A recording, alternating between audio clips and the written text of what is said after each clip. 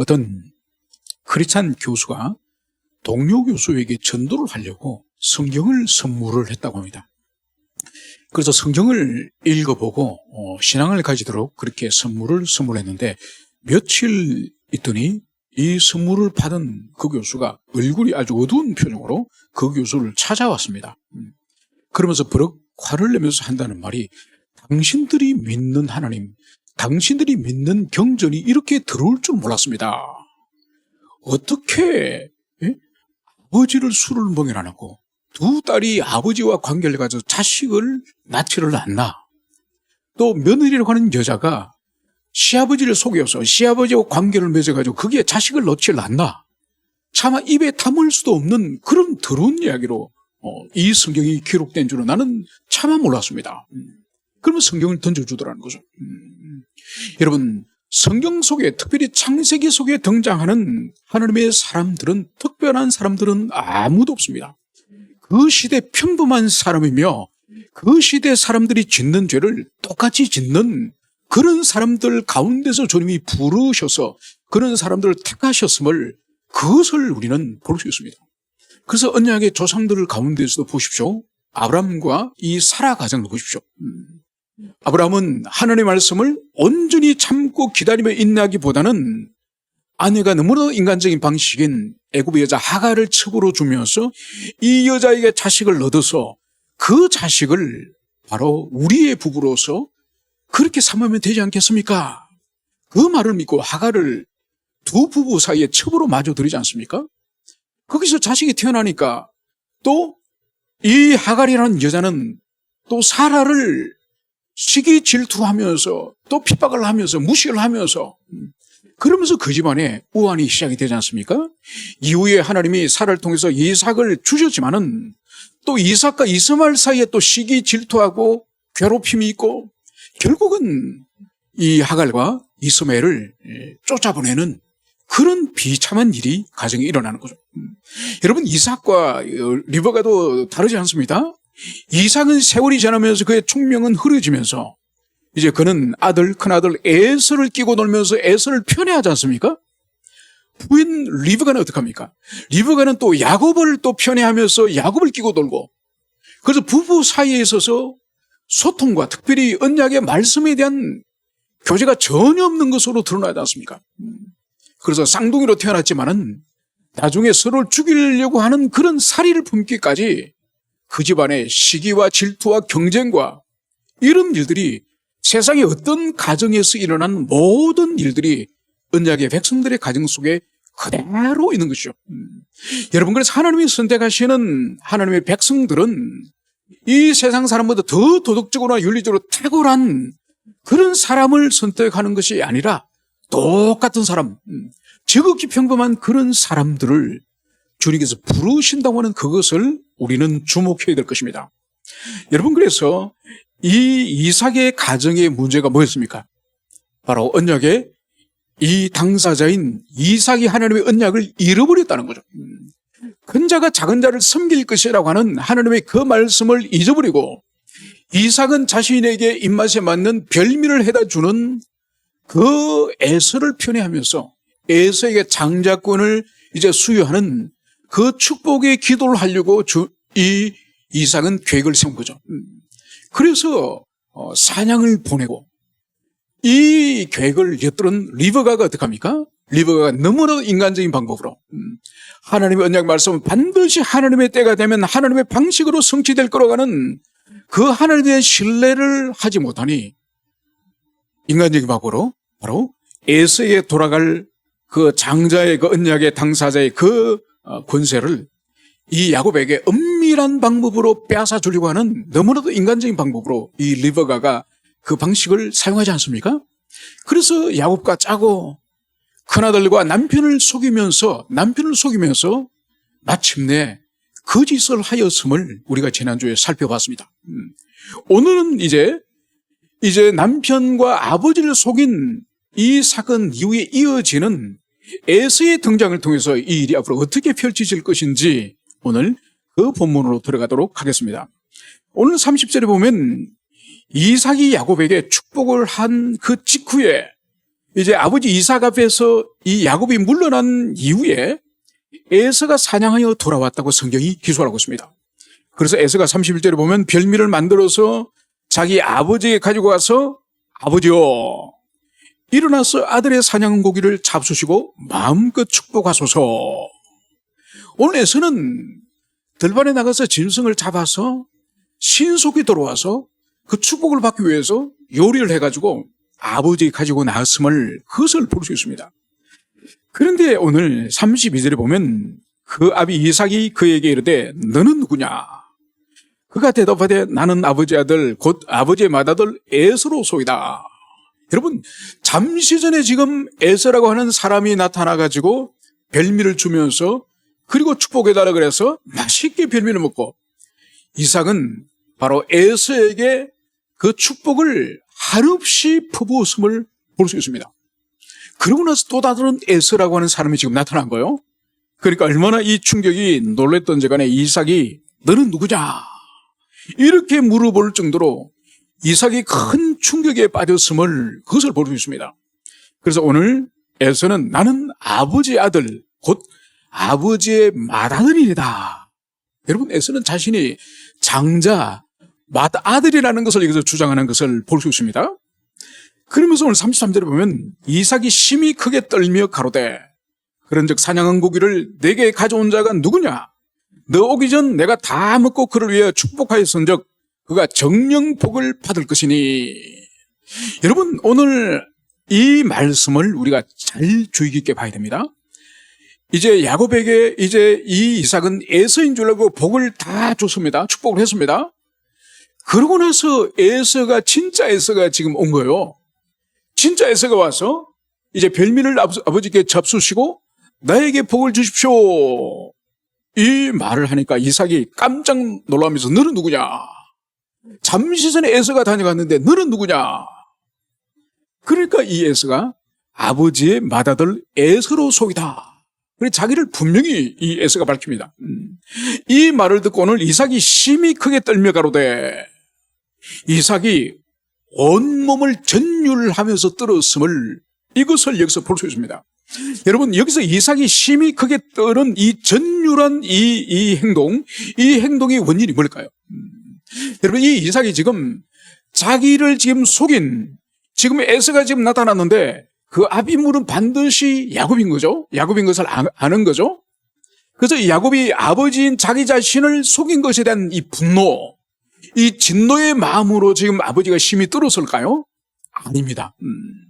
여러분, 이 말씀을 잘 이해해야 되는 거예요. 이것은 뭔가 하니까 이것은 이 이삭의 이 영적 세계, 이 내면 속에 이 지금 지진과 같은 대각성이 일어나는 지금 현장이에요.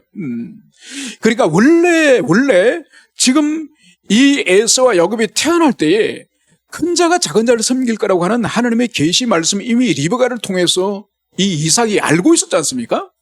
알고 있는 세월이 77년이 흐르면서 이 이삭은 하나님의 언약을 망각해버린 거예요. 망각해버리면서 영적으로 눈이 어두워서 큰 아들과 작은 아들을 분별하지 못하고 그것이 근본적으로는 하나님의 뜻에 대한 분별력을 잃어버린 영적 총명을 상실해버린 이삭의 노년의 이 부끄러운 모습이에요.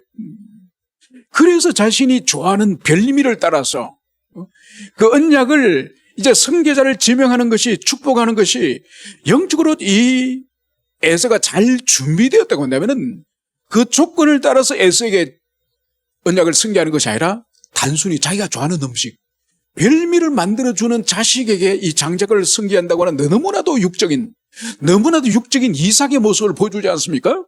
이런 이삭의 모습으로서 이삭이 이제는 에서에게 축복을 하려고 하는데 이제 에서에게 축복을 했다고 생각을 하고 야곱에게 축복을 했는데 아니 두 번째 자식이 왔는데 보니까 에서인 거예요. 그러면 첫 번째 자식은 분명히 야곱이라는 것이 분명하죠? 그제서야 이 이삭의 이 정신과 영혼과 내면 속에 하나님의 그 언약의 말씀이 전율처럼 지나간 거예요. 큰 자가 작은 자를 섬길 것이다. 그래서 자기 자신이 오랜 세월 동안 에서를 편애하고 이 에서에게 장자권을 자신이 주고 축복을 하겠다는 이 계획이 하나님의 섭리에 의해서 완전히 무너져 버렸다는 것을 이 이삭이 직감한 거예요. 그래서 여기서 이삭이 심히 크게 떨며 이 전율하는 이 장면은 야곱에 대한 분노의 마음이 아니라 자기 자신이 얼마나 육적인 인간으로 변절되었고 하나님의 언약의 말씀을 망각해버린 그런 영적 소경과 같은 그런 상태에 있는 자가 이제 드디어 하나님이 큰 자가 작은 자를 섬길 거라고 하는 그 말씀이 하나님의 섭리 속에서 지금 성취된 것을 발견한 거예요. 그래서 이삭이 지금 하나님의 전율하는 거예요. 이 전율은 하나님의 말씀이 반드시 성취된다고 하는 하나님의 언약의 말씀의 성취를 지금 이 이삭이 경험하는 거예요. 그리고 그 충격으로 지금 전율을 하면서 크게 몸을 떨었다고 기술하고 있는 것을 여기서 볼 수 있습니다. 여러분, 그래서 보세요. 이 이후에는 이삭의 삶의 태도를 완전히 바꿉니다. 자, 보세요. 그런즉 사냥고기를 내게 가져온 자가 누구냐? 너 오기 전에 내가 다 먹고 그를 위하여 축복하인즉 그가 정령 복을 받을 것이니. 여러분, 먼저 만약 여기서 이 이삭이 심히 크게 떨면서 이것이 만약 분노한 거라고 한다면은 심히 이 자신을 속였던 아들 야곱에 대한 그런 분노의 마음을 한다면은 아버지로서 어떡합니까? 저주를 하는 거죠. 여러분, 이미 노아의 가정에서 노아가 함이 자신의 벗은 모습을 보고 그것을 형제에게 발설함으로 말미암아서 이 분노한 노아가 어떻게 했습니까? 이 함의 이 자식, 그 자식은 다른 형제의 종들의 종이 되기를 원하노라. 그러니까 비록 아버지지만은 자식의 그런 패륜적인 행동을 보면서 이 노아는 저주를 손주에게, 저주를 함에게 퍼부어버리는 거죠. 그것처럼 만약 이 이삭이 야곱이 자신을 속인 것에 대한 분노의 마음으로 지금 몸을 떨었다고 한다면은 이 이삭도 야곱에게 진노의 마음으로 저주를 했겠죠. 근데 진노의 마음에 저주가 아니에요. 바로 어떤 말을 했죠? 내가 다 먹고 그를 위해 축복하였은즉 그가 정령 복을 받을 것이니. 이삭은 야곱이 비록 자신을 속여서 축복을 받았지만은 그 야곱에게 자신이 축복한 것을 무효로 하거나 취소로 하지 않고 이제 자신의 복을 확정하는 것을 볼 수 있습니다. 여러분, 이 이삭의 행동을 통해서 이 전율하고 크게 놀란 이 행동은 분노의 마음으로서 흥분하여서 행동한 것이 아니라 바로 하나님의 놀라운 섭리, 비록 이삭이 영적으로 눈이 멀어서 야곱에게 축복해야 될 것을 에서에게 축복하려고 작정했던 그것을 하나님께서 이 리브가와 이 야곱의 이 순전한 행동은 아니지만은, 믿음의 행동은 아니지만은 이 너무나 인간적인 행동을 사용하여서 하나님께서 이 이삭의 이 행동을 저지하였음을, 그것이 하나님의 섭리였음을 이삭이 깨닫는 거죠. 그래서 오늘 자신이 에서인 줄 알고 야곱에게 축복하였지만은 그것을 취소나 무효로 돌리는 것이 아니라 오늘 그가 정령 복을 받을 것이요, 자신의 그 축복을 확정적으로 오늘 정하는 이것을 여기서 볼 수가 있습니다.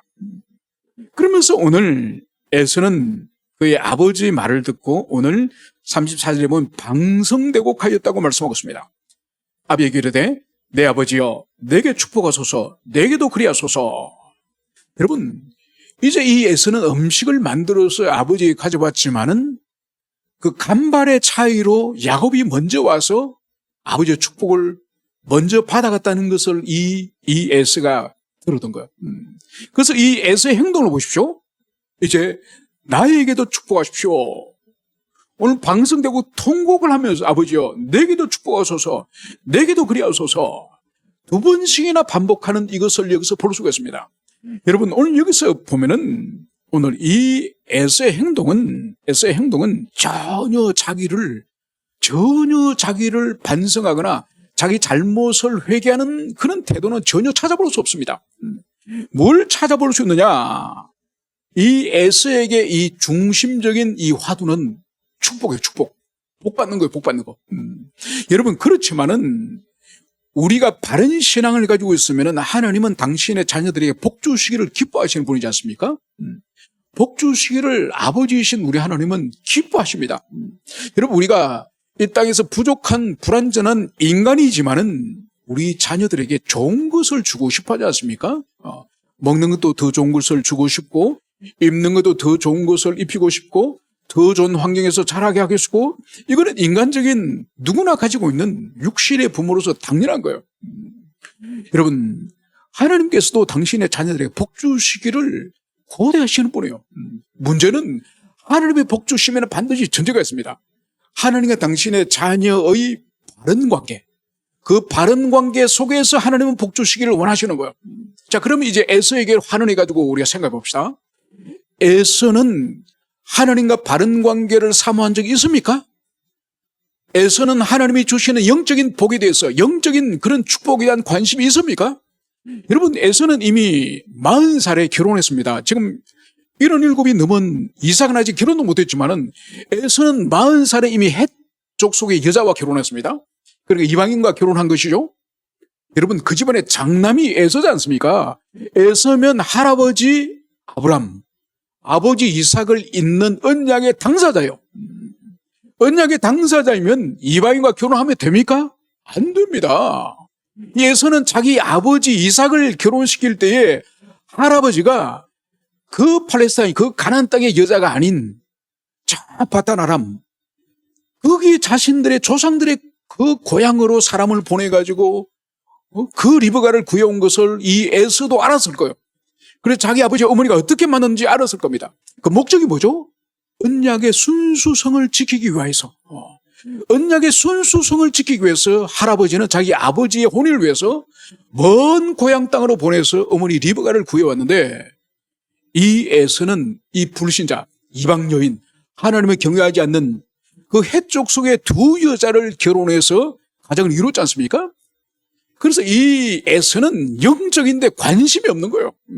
그래, 육신의 보기로 자신에게 매력이 있고 아름답게 보이는 여자와 그냥 결혼한 거예요. 그러고 나서 이 에서는 어떤 또 치명적인 실수를 저질렀죠.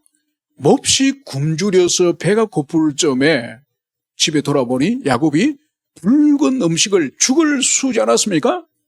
그러면서 야곱이 형이 가지고 있는 장자권, 형의 권리인 장자권을 내게 팔지 않으면 이 죽을 주지 않겠다.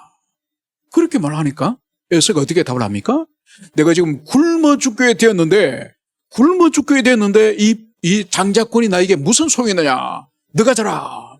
이런 투로 그렇게 하나님의 장자권을 하찮게 여기지 않습니까?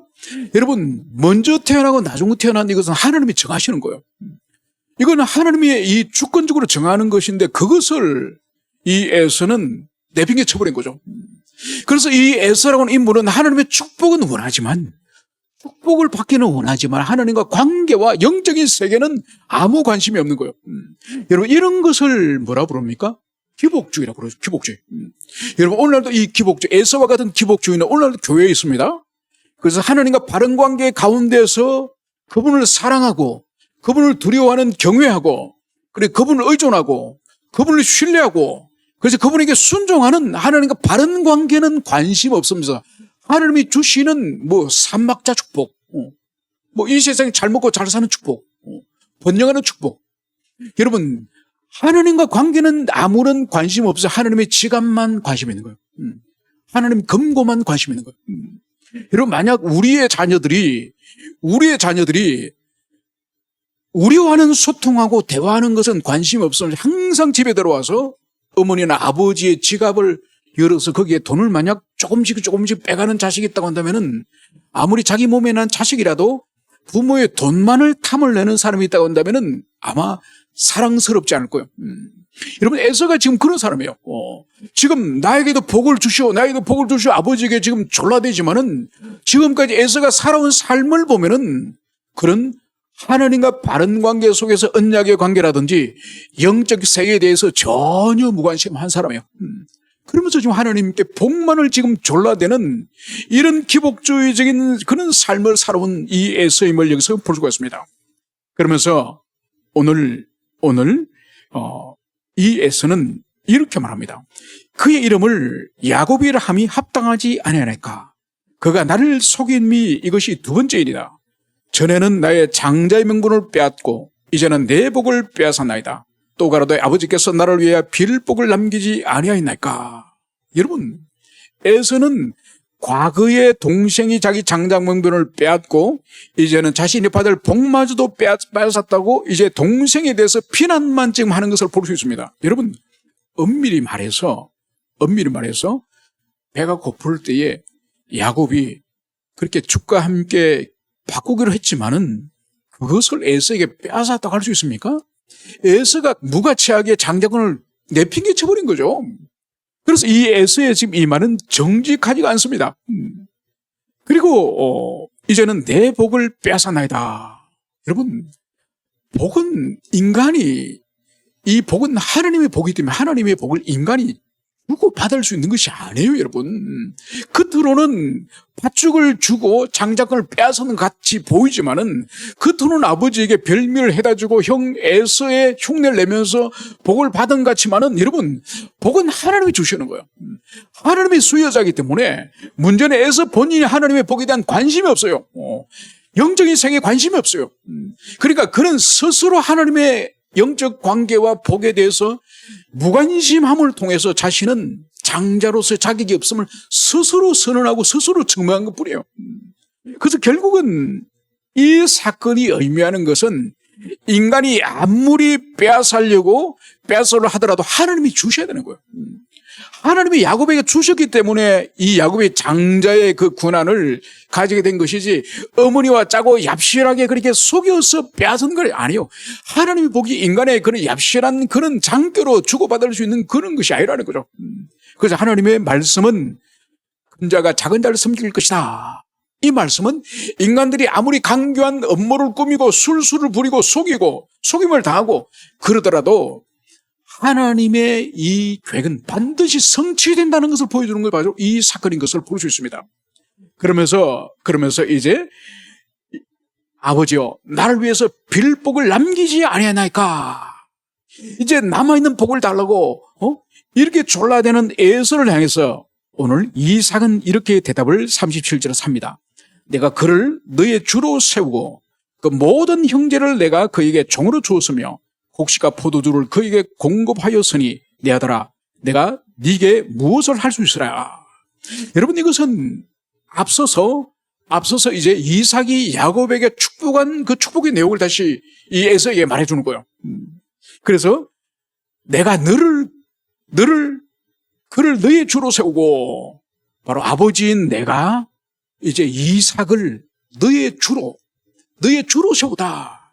그래서 너는 그를 섬겨야 된다. 그리고 그 모든 형제를 이제 내가 이삭의 종으로 주었다.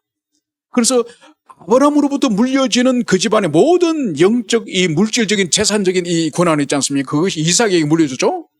그리고 이삭이 가지고 있는 이 거대한 엄청난 이 재물, 그리고 영적인 이 족장으로서 권세, 이것 또한 야곱에게 주었다는 거예요. 그렇기 때문에 곡식과 포도주를 그에게 공급하였으니 내 아들아 내가 네게 무엇을 할 수 있으랴. 이제 이삭이 이제는 야곱에게 하늘의 복과 하늘의 영적인 그 복과 이 땅의 족장으로서 모든 물질적인 권세와 이 지상의 권세까지도 내가 야곱에게 주었으니 이제 나는 너에게 줄 것이 없다. 이 말씀을 하는 것을 여기서 볼 수가 있습니다. 그래서 38절에 보면 에서가 또다시 이렇게 통곡을 합니다. 내 아버지여 아버지 빌복이 이 하나뿐이니까 내 아버지여 내게 축복하소서 내게도 그리하소서 하고 소리 높여 오니. 여러분, 얼마나 비참한 장면입니까? 얼마나 비참한 장면입니까? 평소 영적인 세계에 대하여 관심이 없고 하나님과 관계에 관심이 없고 언약의 이 가문의 장자라고 하는 이 영적 권위에 대해서 관심이 없다가 오늘 이것이 이제는 야곱의 주어지니 오늘 이 에서는 통곡을 하는 모습을 여기서 보여주고 있습니다. 그러면서 이제 이 아버지 이삭이 에서에게 이제는 예언을 합니다. 그러니까 먼저 야곱에게 축복과 야곱에게 예언을 했다고 한다면은 이제 에서에게 아버지 이삭은 이렇게 대답을 합니다. 너의 주소는 땅의 기름짐에서 뜨고 내려는 하늘 이슬에서 뜰 것이며. 그래서 뜨다라고 번역을 하고 있습니다만 우리 개역개정에서는 이것이 멀다. 그러니까 이 에서가 장차 살아갈 그 땅은 이 땅의 기름짐, 이 땅이 곡식을 잘 키울 수 있는 그런 옥토와 같은 그런 거와 상관없는 땅에 살 것이라는 거예요. 그리고 하늘에서 내린 이슬, 그래서 팔레스타인은 우기와 건기 외에는 곡물들이나 나무들, 식물이 자라기 위해서는 이슬로 그 광야의 식물들이 자라는 거예요. 그리고 에스가 살아갈 그 하늘에는, 그 땅엔 하늘 이슬에서 뜰 것이며 하늘 이슬이 없는 땅에서 살 거라는 거예요. 여러분, 이것은 이후에 에스의 삶을 통해서 그대로 실현됩니다. 그러니까 에스가 나중에 바이산 에돔 지역에 살지 않습니까? 그러니까 지금도 성지순례 가면은 그 이스라엘과 함께 성지순례 가는 그 중요한 곳이 하나가 페트라라는 곳이에요. 페트라는 완전 붉은 산 바이산이에요. 그 붉은 산에 이 에서의 후손들이 그 산의 궁전을 거대한 이 석굴을 파고 살았습니다. 그리고 그대로 이 아버지의 예언이 이루어진 거죠. 기름진 땅과 상 물고 하늘에서 이슬 내리는 그 흙이 있는 땅이 아닌 바위산에서 이 에서의 후손이 살게 될 것임을 이것을 말합니다. 그러면서 너는 칼을 믿고 생활하겠고 내 아우를 섬길 것이며, 그러니까 이 에서의 후손은 아주 호전적인 전쟁을 요하는 그런 면죠. 그래 칼을 믿고 살고, 그렇지만은 아우를 섬길 것이며, 여러분 이 에돔 족속이 다윗 왕 때에, 그러니까 독립되는 두 민족과 두 나라로 살아가다가 이 다윗이 에돔을 정복합니다. 에돔을 정복하면서 이것이 언제까지 계속되느냐? 나중에 아하스 왕 때까지. 그래 몇백 년 동안 이 에돔 족속이 유다의 이스라엘의 지배하에 있게 되는 것입니다. 그래서 39절은 이 아버지 이삭이 이제 이 에서와 에서의 후손들이 어떻게 살아갈 것인지 정확하게 예언을 하였고, 역사 속에서 이것이 정확하게 성취되었음을 이것을 여기서 볼 수 있습니다. 그러면서 오늘 이 사건이 이제 이 가정에 어떤 결과를 가져오느냐? 41절, 그 아비가 야곱에게 축복한 그 축복을 인하여 에서가 야곱을 미워하여 심중에 이르기를 아버지를 곡할 때가 가까워선즉 내가 내 아우 야곱을 죽이려라 하였더니, 그러니까 이 에서는 자기 아버지를 야곱과 어머니가 속여서 자신에게 와야 될 장자권을 가로채 갔으니 이 야곱을 그냥 두지 않기로 하는 거죠. 그래서 아버지를 곡할 때가 가까워선즉, 곡한다는 것은 사람이 죽고 나면은 거기 애곡을 하는 것을 말하는 것입니다. 즉 아버지를 곡할 때가 가까웠다고 하는 것은 아버지의 이제 죽음이 다가오고 있으니 이런 의미죠. 그래서 아버지가 죽고 난 이후에 내가 반드시 내 아우 야곱을 내가 죽이겠다, 보복을 하겠다, 복수를 하겠다, 이 말을 이 에서가 하고 다녔음을 볼 수 있습니다. 아마 에서가 이제 이 사건을 통해서 혈기가 넘치면서 아마 술을 마실 수도 있습니다.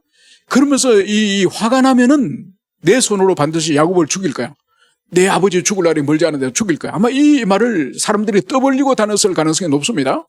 그 이야기를 42절에 보면 맏아들 에서의 이 말이 리브가에게 들리매, 그러니까 이 에서의 동생을 죽이고야 될 이 계획이 어머니 리브가의 귀에까지 들린 거예요. 이에 보내어 작은 아들 야곱을 불러. 그래서 어머니 이 리브가가 야곱을 몰래 불러들였습니다. 그래서 그에게 이르되 네 형 에서가 너를 죽여 그 한을 풀려 하니 네 아들아 내 말을 쫓아 일어나 화란으로 가서 내 오라비 라반에게 피하여 내 형의 노가 풀리기까지 몇 날 동안 그와 함께 가라. 여러분 이제 이 어머니 리브가는 이 에서와 야곱의 이 갈등 관계가 아주 심각하게 지금 치솟고 있다는 이것을 알고, 지금 에서 곁에 이 야곱을 두어서는 에서가 야곱을 죽일 것이 분명하기 때문에 이 에서의 손에서 멀리 피신할 수 있도록 이 야곱을 지금 도망가게 하려고 지금 계획을 세우고 있습니다. 그것이 바로 뭐죠? 바단 아람 자기 친정 외삼촌 라반이 있는 곳으로 이 야곱을 보내어서 오늘 어떻게 하고자 합니까? 네 형의 노가 풀리기까지 몇 날 동안 그와 함께 가라. 내 형의 분노가 풀려 내가 자기 향한 것을 잊어버리거든 내가 곧 보내어 너를 거기서 불러오리라. 어찌 하루에 너희 둘을 잃으랴. 여러분 어머니 리브가는 지금 아들 야곱을 살리기 위해서 오늘 자기 친정으로 보내기로 합니다. 그래서 네 형의 노가 풀리기까지 몇 날 동안 그와 함께 가라. 여러분, 지금 어머니 리버가는 이 야곱이 이제 친정에서 몇 날 동안, 자기 오라비 라반과 몇 날 동안 있으면은 이 에서의 마음에 분노가 풀 것이라고 확신했습니다. 그래서 몇 날 동안 네 형의 노가 풀리면은 내가 사람을 보내서 너를 이제 불러드리겠다, 이 말을 하는 거예요. 여러분, 몇 날이 아닙니다.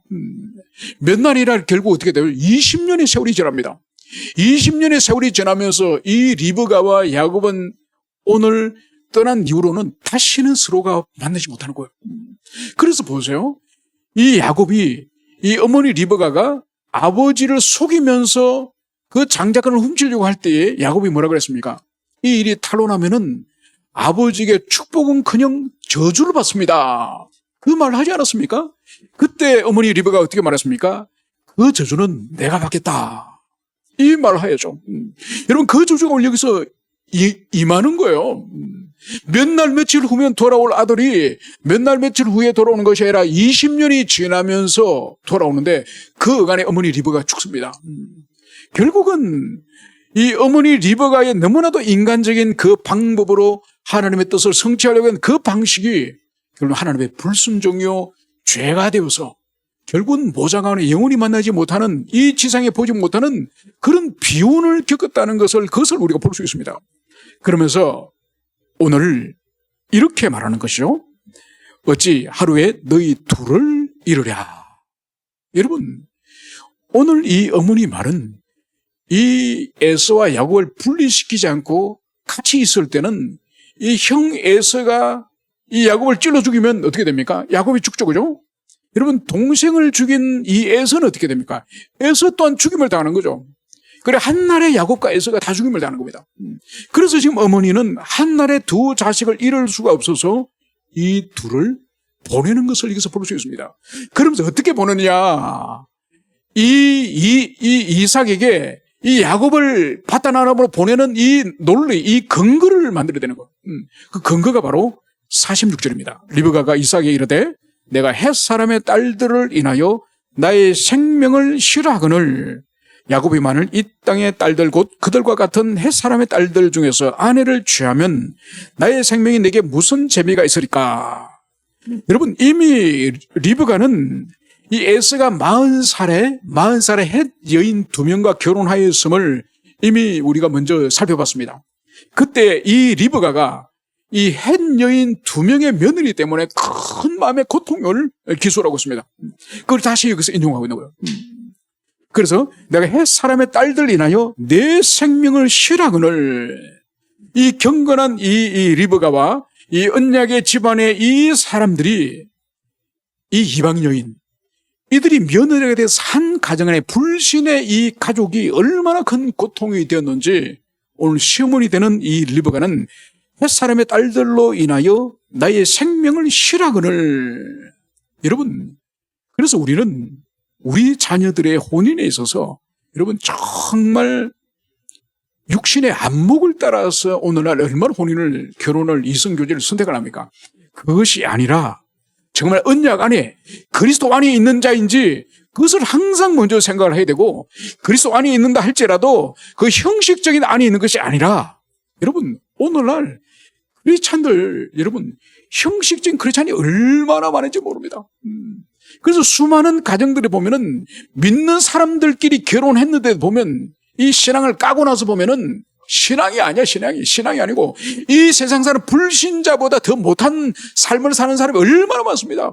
우리 아버지가 장로인데, 우리 아버지가 목사인데, 우리 어머니가 권사인데, 우리 어머니 집사인데, 여러분 신앙을 까서 보면은 이 신앙에 동질성이 없어. 동질성이. 이 부부가 된 사람이 그리고 형식적인 신자, 불신자에 가까운 그런 사람들.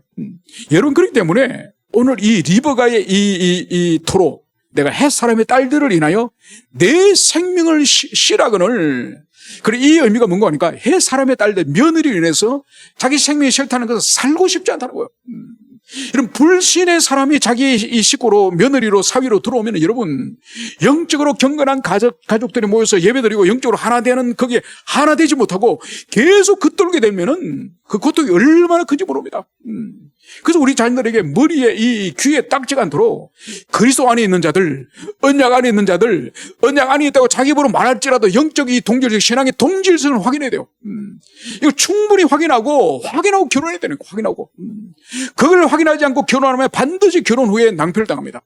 그러니까 결혼하기 전에 조정을 해가지고 충분히 서로의 그런 신앙적 가치관이나 물질관이나 이성관이나 이 자녀관이나 모든 것들을 조율을 하고 결혼을 해도 어려움이 있는데 그 하나도 결혼하지 않고 영적인 것에 무관심하고 육적인 데 끌려서 결혼하면은 대가를 반드시 치릅니다. 어떤 사람 평생을 그 대가를 치르다가 끝나는 그런 사람도 많습니다. 그래서 오늘 내가 햇사람의 딸들을 인하여 나의 생명이 실하거늘 나는 살고 싶지 않다. 살아도 사는 것이 아니다. 이런 뜻이에요. 얼마나 리베가의 이 심령이 고통스러워서 불신의 며느리로 인해서. 그래서 야곱이 만일 이 땅의 딸들 곧 그들과 같은 햇사람의 딸들 중에서 아내를 취하면 나의 생명에 내게 무슨 재배가 있으리까. 에서를 헷 족속 이자들과 결혼해가지고 이렇게 내 심령이 고통스러운데 하나밖에 없는 또 야곱마저도 햇 여자와 결혼했다고 한다면은 아내를 취하면 나의 생명이 내게 무슨 재미가 있으리까. 이 표현 또한 내 생명, 즉 내가 살아도 사는 것이 아닙니다. 이거를 지금 남편 이삭에게 말하는 거예요. 이삭에게 말함으로 말미암아서 이제 이 야곱은 당신이 결혼하기 위해서 당신의 집의 종을 내가 있는 바단 아람으로 보냈던 것처럼 우리는 이 야곱을 바단 아람으로 보냅시다. 지금 거기 외삼촌 라반 있지 않습니까? 거기로 보내서 거기서 자기 배우자를 찾도록 합시다. 그래서 하나님을 경외하는 언약의 자손들 가운데서 배우자를 찾도록 합시다. 여러분 이것이 지금 리브가가 지금 공식적으로 야곱을 이 에서로부터 분리해가지고 바단 아람으로 보내고자 하는 이 리브가의 지략을 여기서 오늘 인용을 하고 있습니다. 그래서 이후의 말씀은 이제 이 야곱이 드디어 아버지의 축복을 다시 한 번 더 받고 다시 축복을 받고 이제 먼 바단 아람으로 떠나는 이야기로 이제 계속적으로 연결될 것입니다. 그래서 오늘 이 말씀을 통해서 인간이 아무리 하나님의 뜻을 뒤집으려고 하고 그것을 또 하나님의 축복을 억지로 받으려고 하고 여러분 하나님은 거기에 얽매이시는 분이 아니에요. 인간의 권모술수와 업무 그 너머에서 역사하시는 분이심을 그래서 당신의 말씀은 반드시 성취되시는 그런 분이심을 오늘 이 말씀을 통해 우리가 가슴에 깊이 새기고 66권의 이 성경 모든 말씀은 진리므로 이 말씀을 조금 더 의심하지 말고 인간적인 방법으로 이 말씀을 이루려고 하지 말고 순전한 믿음으로 주님 앞에 인내하며 기다리는 그 믿음을 우리 모두가 소유했으면 좋겠습니다. 함께 우리 기도하시겠습니다. 이 시간 우리 기도할 때에 오늘 말씀을 우리 기억을 하고 기도했으면 좋겠습니다. 특별히 이삭은 자기의